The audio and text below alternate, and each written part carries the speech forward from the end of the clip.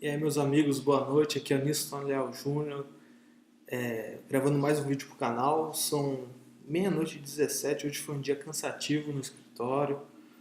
Esse vídeo aqui não tem muito. Não vou dar dicas pro exame da ordem, que inclusive no vídeo anterior eu falei que hoje eu não iria gravar, que eu tinha umas coisas para fazer do escritório que acabei não fazendo, né? Hoje foi aniversário do meu pai, pessoa que me instruiu aí na minha vida e me fez entrar dentro do ramo do direito, né? Me incentivou a fazer a faculdade de direito, mesmo eu não tendo assim muitas notas em português, enfim, eu era bom em exatas, não em humanas, mas ele me orientou e eu acabei fazendo o curso. Deveria ter feito engenharia, porque assim, direito não é bem o que as pessoas falam, mas não me arrependo, é uma ótima profissão, sou feliz hoje, eu faço o que eu gosto e eu faço com gosto. E eu tento passar isso para vocês de uma forma assim, talvez mais didática ou não, porque como eu havia dito já anteriormente, eu não sou mestre, não sou doutor, eu só me formei e abri o canal para ajudar vocês, né? Eu tenho 25 anos, me formei há pouco tempo, sou advogado há 2, 3 anos mais ou menos. Trabalho com meu pai desde os 15 e, enfim, esse foi um dos motivos que eu também segui o ramo jurídico. E hoje, como foi aniversário dele, eu acabei não trabalhando em casa, não gravei o vídeo do canal, né? Amanhã possivelmente eu gravo o vídeo.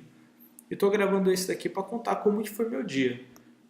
Além das dicas para o exame da ordem, eu também estou fazendo essa espécie de diário para trazer uma prática real do que acontece nas salas de audiência e no dia a dia, né? Hoje, por exemplo, eu estava vendo as publicações, foi feito as partes transigiram em uma audiência de conciliação e nessa audiência de conciliação foi feito os termos do acordo, né? Foi declinado lá. Bem, a parte interessada no acordo, não quem tem que pagar o acordo, quem vai receber, né? Esqueceu de falar da multa por inadimplemento. Ela não falou da multa. E também não falou se do vencimento de uma vence as demais. Para quê? Para fazer execução direta. Vamos supor, você não pagou uma parcela, você vai executar todos de uma vez só. Se não constar que o inadimplemento de uma vai vencer as vincendas, não adianta, você só vai poder executar aquela parcela. Então, assim, o acordo dele meio que continua, só uma parcela que você vai executar, as outras continua igual o termo. Enfim, e o meu cliente, né, que teria que pagar o acordo, é 2.000 e poucos reais por mês, ele pegou e esqueceu de pagar. Na realidade, por conta da greve dos bancários, enfim, ele não conseguiu pagar no dia 10. Ele conseguiu pagar hoje, né, no dia 27 ou ontem, dia 26, alguma coisa assim. E ele me mandou o recibo, né, porque essa é uma publicação onde a parte, né, a outra parte informou o juízo que ele descumpriu o acordo, que ele não pagou a parcela no dia 10 e que, consequentemente, ele estava pedindo a execução, né? Eu falei, pô, vou executar. Estou informando o juiz que ele não pagou essa parcela, eu quero receber essa parcela com as multas do 523 do novo CPC, que seria 10% de honorários e 10% da multa por inadimplemento. Lembrando que essa multa, esses honorários, só é devido se você for intimado e for de forma coercitiva. Se não for de forma coercitiva, você não tem incidência dessa multa do 523. A pessoa fez a petição pedindo isso e aí veio um negócio assim mais estranho ainda. No finalzinho da petição, ela simplesmente pediu o quê? Que o juiz arbitre multa por causa de inadimplemento de 20% e pediu ainda que o juiz altere o acordo dizendo que o não pagamento de uma vai vencer as demais, as parcelas vincendas. Assim, é um absurdo jurídico tremendo, porque quando você está numa audiência de conciliação, acompanhado de advogados e tal, e você celebra ali um acordo, você vai transigir com a parte, ali você tem uns princípios constitucionais que são respeitados de uma forma incrível, que seria contraditório, liberdade das partes, liberdade de expressão, você tem ali a questão do devido processo legal, da isonomia, porque as partes, quando vão transigir, cada um vai falar o que é interessante e a outra vai dizer se é ou se não é. Isso é assim, normal, não é o que eu falo é regra, e nem o que o outro fala é regra. As partes vão ali entrar num acordo, olha, os seus termos tá bom isso, isso, isso, eu vou abrir mão disso, disso, disso, e a gente fecha o acordo. Portanto, é óbvio que uma pessoa que deixa de declinar multa por causa de inadimplemento, bem como ao vencimento de uma vencerá as demais, as vincendas, não pode agora requerer que o juiz pegue e altere aquele acordo que já foi homologado. Lembrando que o acordo é um ato jurídico, certo, acabado e irretratável. Isso quer dizer o quê? Que o juiz não pode mexer nesse acordo, de forma alguma. Porque as partes ali estavam com consciência, elas sabiam do que estavam fazendo. Portanto, assim, de manhã cedinho, 9 horas da manhã, 8h30, quando eu estava lendo as publicações de hoje, eu me deparei com essa publicação que a pessoa pediu a execução e esqueceu ainda de juntar a planilha de débitos atualizado. Ela simplesmente pediu a execução.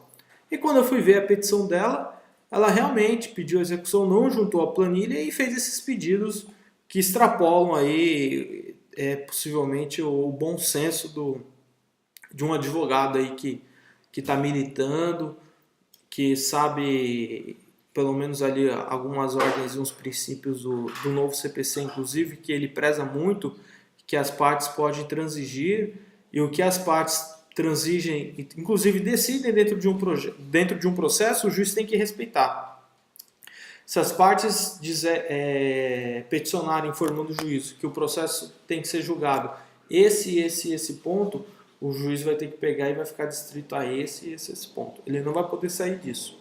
Então é óbvio que um acordo, que é algo assim muito mais personalíssimo, vamos dizer assim, né, que as partes estão ali conversando e debatendo e chegando numa determinada conclusão para transigirem ter a respectiva homologação, elas estão no direito livre delas. Não pode ser argumentado que houve omissão no acordo. Não existe omissão em termos de acordo, meus amigos. Existe falta de atenção. Omissão não. Porque a omissão, normalmente, ela está relacionada quando alguém que tem um dever de fazer, ou que seja essencial, não está lá, né? Ou não fez. Então, vamos supor, se fosse obrigatório isso no termo de acordo, existiria uma omissão. Mas não é obrigatório cláusulas penais no termo de acordo, de forma alguma. Portanto, não há omissão, bem como não é o juiz que dita o termo de acordo, ou um serventuário. Portanto, não há omissão também praticada pelo serventuário. Enfim, eu fiz uma petição simples aí dizendo alguns princípios constitucionais. Inclusive declinei que sequer virou o mês, né? Teve o próximo mês, a parcela ficou vencida 17 dias, 16 dias, então juros moratórios, atualização monetária também não tem incidência, porque normalmente não usam Prodata, né? Eles fazem o cálculo só quando vira o mês. E informei o juiz que falta assim, um pouco de bom senso, que não se pode alegar agora ignorância de um acordo homologado realizado na presença de um juiz outorgado, que é o juízo que passa aí no concurso, né? Enfim. E eu não sei se eu usei o termo certo, tá? Juiz outorgado. Mas enfim, não era um conciliador, era o juiz que estava nessa audiência. E ele acompanhou, leu o termo e as partes concordaram. Então não se pode alegar ignorância. Depois dessa publicação, teve uma outra também que era referente a um processo que eu tinha que devolver na vara, já ia fazer acho que umas 2 semanas talvez, que saiu a publicação. Eu estava precisando conferir um endereço para expedir uma carta precatória. Porque é caro as custas do processo hoje, então assim, eu não posso declinar um endereço sem ter certeza. Então eu confirmei o endereço, fiz a petição e devolvi o processo e está resolvido também. Eu tive uma outra questão também que foram duas publicações que eu fiz de manhã. Foi essa daí que eu te falei que eu estou falando para vocês da multa, que a pessoa quer mudar de forma unilateral um acordo. Essa outra que eu acabei de declinar para vocês. E tinha mais uma também. Um executado, ele faleceu, né? O executado falecido, vou chamar ele assim. Ele casado, né? E teve um imóvel dele penhorado e foi levado para a praça. O imóvel foi levado para a praça, foi leiloado, foi arrematado lá, vamos lá, hipoteticamente por 100 mil reais. Pois bem, o exequente, né, quem está executando, quer levantar a parte dele, só que o montante da execução. Só que o montante da execução ultrapassa a cota parte disponível do executado falecido. Isso quer dizer o quê? A viúva que sobreviveu o óbito do falecido, do seu esposo, obviamente, que era proprietária também do imóvel, ela detém 50%. Portanto, a execução não pode ultrapassar a parte disponível do patrimônio dele, que seria o quê? 50%. Não pode eles pegarem 80 mil reais e 100 mil. Eles têm que se limitar a 50 mil. Inclusive, o município se habilitou nesse processo para receber uns IPTUs que estavam atrasados. E eu também fui contra porque os IPTUs são discutidos numa ação de execução fiscal. Então, pedir o levantamento naquele processo negativo. O que eles podem pedir é que o dinheiro fique bloqueado ali no processo. Lembrando que tem que ser respeitada a cota parte de cada um, né?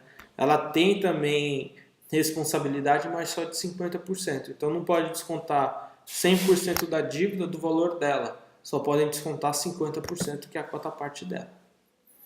Depois dessas publicações que eu fiz, né?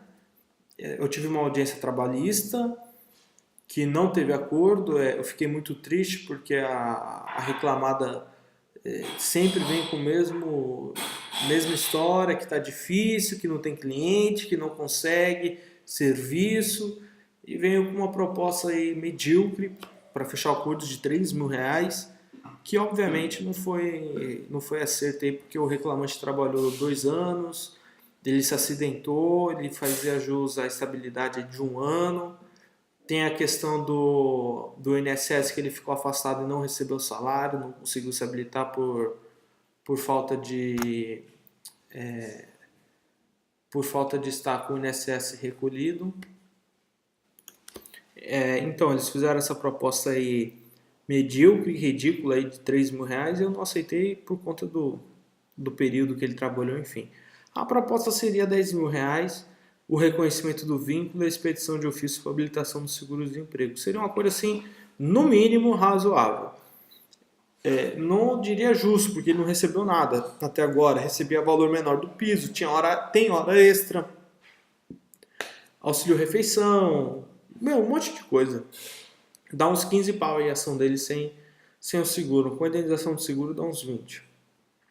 Nesse diapasão, mais ou menos. Aí a reclamada, eu falei para ela assim, 10 mil reais, falei como você pode pagar. Que pagar em 20 parcelas de 500, paga. Vamos fechar o acordo.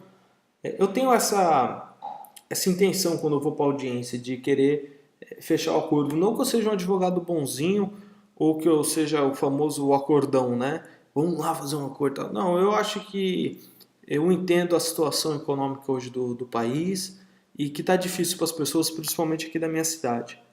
Então, um acordo desse com 20 parcelas de 500, não que seja o ideal, mas dentro de uma questão socioeconômica, inclusive a categoria e a empresa que ele tem, né, é razoável para ele, né? É razoável. Acho que 500 reais por mês dá para ele pagar e ficaria bom. Mas a reclamada não quis, ela quis fechar 10 de 500, no caso 5 mil reais. sobre alegações de que ele não tem patrimônio, que não quer receber, quer ser uma execução frustrada e